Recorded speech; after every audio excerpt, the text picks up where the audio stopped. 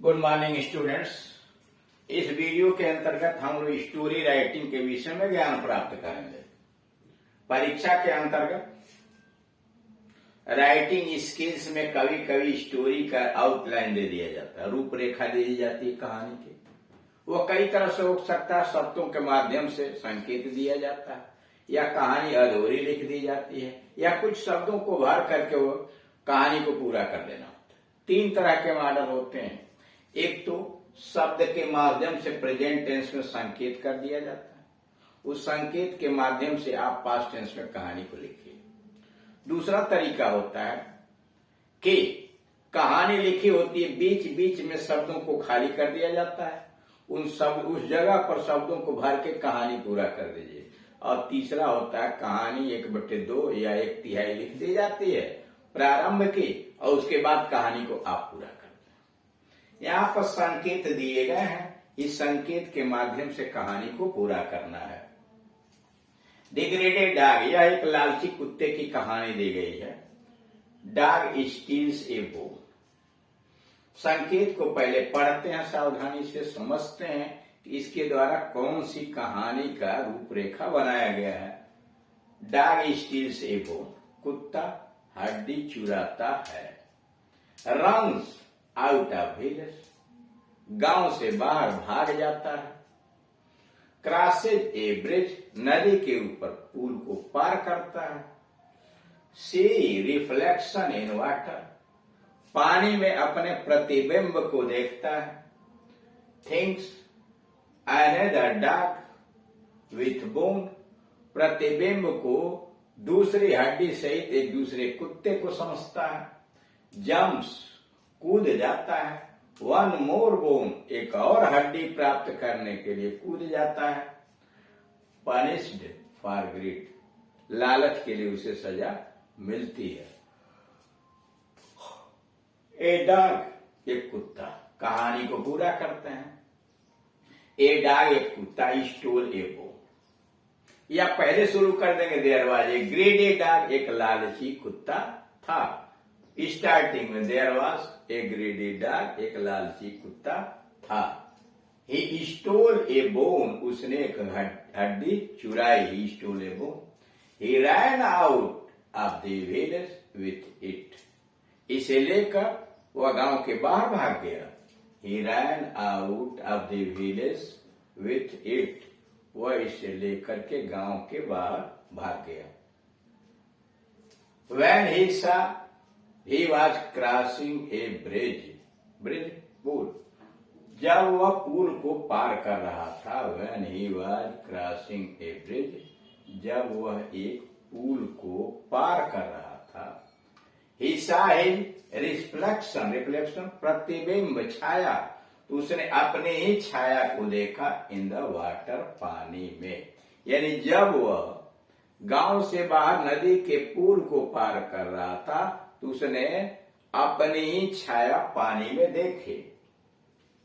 The foolish dog thought, बेवकूफ कुत्ते ने सोचा। द फूलिश डॉग थॉट, बेवकूफ कुत्ते ने सोचा।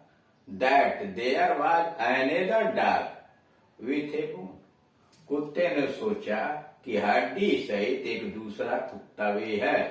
द फूलिश डॉग थॉट, मूर्ख कुत्ते ने यह सोचा। That there was another dog with a bone, कि हड्डी लिए हुए एक दूसरा कुत्ता था। ही बिकेम ग्रेडी, वह लालची बन गया। He thought to get the another bone also, वह दूसरी हड्डी भी प्राप्त करने के लिए सोचा। He thought to get the another bone also, उसने दूसरी हड्डी भी प्राप्त करने की सोची। He jumped into the water, वह नदी में कूद गया। He jumped into the water, वह नदी में कूद गया। And began to bark, अब भौंकना शुरू किया। As soon as he opened the mouth, यूं ही उसने मुंह खोला। As soon as he opened the mouth, यूं ही उसने मुंह खोला। The bone fell into the water, तो उसका हड्डी पानी में गिर गया। The bone fell into the water, यूं ही वह मुंह खोला भौंकने के लिए, हड्डी पानी में गिर गया। He did not find the other bone. वह दूसरा हड्डी तो नहीं पाया। He did not find the other bone. वह दूसरी हड्डी तो नहीं पाया। But he lost his own real bone. लेकिन वह अपनी वास्तविक हड्डी खो दिया। But he lost his own real bone. लेकिन वह अपनी वास्तविक हड्डी खो दिया। He began to regret. Regret पश्चाताप करना। वो पश्चाताप करने लगा। He began to regret on his foolishness. अपनी बेवकूफी पर, अपनी मूर्खता पर वह पश्चाताप करने लगा। He was well punished for his greed. उसे अपने लालच के लिए अच्छी सजा मिली। He was well punished. उसे अच्छी सजा मिले for his greed. अपने लालच के लिए। एंड फूलिशनेस और बेवकूफी के लिए। He was well punished for his greed and foolishness. उसे अपने मूर्खता और लालच के लिए अच्छी सजा मिली। तो देखा इस तरह से कहानी कैसे पूरा करते हैं। दूसरी कहानी है the wolf and the lamb. भेड़िया और मेमना, लैम मेमना। वंस किंग दशरथ, एक बार राजा दशरथ, वंस किंग दशरथ, एक बार राजा दशरथ वेंट आउट, संकेत दिया हुआ, बाहर गए। यानी एक बार की घटना है कि राजा दशरथ वेंट आउट, बाहर गए। किस लिए गए? हंट। हंट मतलब शिकार करना। ए जंगल, एक जंगल में। ए साउंड, एक आवाज। रिवर, नदी।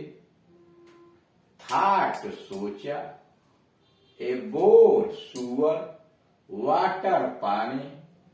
एरो, तीर, साउंड, आवाज। रीच्ड, पहुंचा। फाउंड, नो, बोर, कोई सुअर नहीं दिखाई दिया। ए यंग मैन, एक नौजवान आदमी। अबाउट टू डाई, मरने ही वाला था। आस्क्ड द किंग, राजा से कहा। वाटर टू ब्लाइंड पेरेंट्स, पानी अंधे माता पिता के पास। नॉट फार ऑफ, जो बहुत दूर नहीं थे। इसका मतलब कहानी की रूपरेखा आपके दिमाग में आ गई होगी कि श्रवण कुमार जब अपने माता पिता को तीर्थ कराने के लिए ले जा रहे थे, उस समय की कहानी है कि दशरथ ने शब्द भेदी बाण जो चलाए थे, उसकी कहानी। तो कहानी को उसी के हिसाब से पूरा भी करते हैं। वंस, एक बार की बात है। Once king Dasharath went out. Once, एक बार। किंग दशरथ वेंट आउट, राजा दशरथ बाहर निकले। हंटिंग, शिकार पर गए। वंस, एक बार। King Dasharath went out hunting, एक बार राजा दशरथ शिकार करते हुए दूर चले गए। When he was in the jungle, जब वह जंगल में थे। When he was in the jungle, जब वह जंगल में थे। He heard a sound, उन्होंने एक आवाज सुनी। He heard a sound from a river, जब वह जंगल से गुजर रहे थे तो उन्होंने नदी से एक आवाज सुनाई दी। He thought, उन्होंने सोचा, that a boar was drinking water, कि कोई सुअर, जंगली सुअर पानी पी रहा है।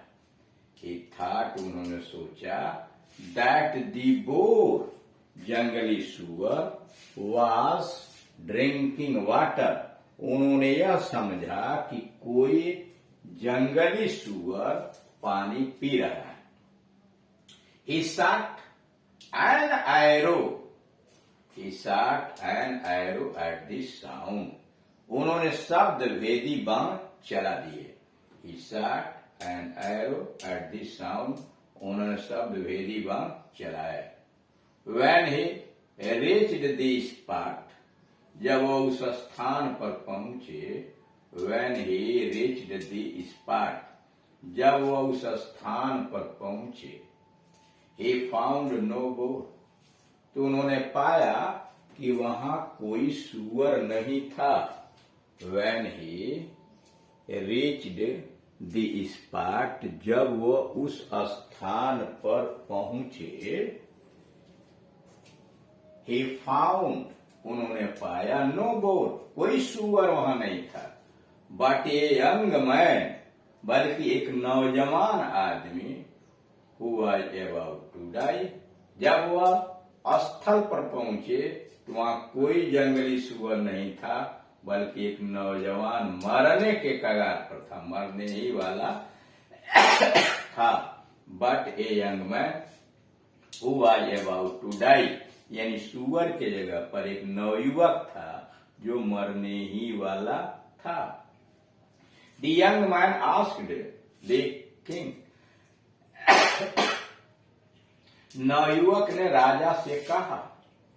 The young man asked the king, नवयुवक ने राजा से कहा, to take water to his blind parents, पानी अंधे माता पिता के पास ले जाने के लिए। The young man asked the king, उस नौजवान ने राजा से कहा, to take water to his blind parents, अंधे माता पिता को पानी पिलाने के लिए। वो नॉट फार ऑफ, जो बहुत दूर नहीं थे। इस प्रकार से जो कहानी की रूपरेखा दी गई होती है उसको पहले अच्छी तरह से समझते हैं कि वह कहानी क्या बन सकती है। रूपरेखा के आधार पर एक कहानी का निर्माण करके और तब उसे अपने भाषा के अंतर्गत, अपने शैली के अंतर्गत लिखने का प्रयास करते हैं। और यह तभी संभव हो पाएगा जब अधिक से अधिक आप अभ्यास करें, अधिक से अधिक कहानियों को पढ़ें। इसलिए कि पढ़ी हुई कहानियां यानी ज्यादातर प्रचलित कहानियां ही इसके अंतर्गत पूछी जाती हैं। और यह राइटिंग स्किल्स के अंतर्गत जहां पर एप्लीकेशन है, एप्लीकेशन के साथ साथ अन्य जो चीजें आती हैं, तो कभी कभी उसके स्थान पर यानी जहां एस्से या आर्टिकल या रिपोर्ट राइटिंग है, कभी कभी स्टोरी राइटिंग दे देता है। अब तो कोर्स चूंकि बदले हुए नए नए स्टाइल है, कभी भी कुछ भी हो सकता है। Thank you.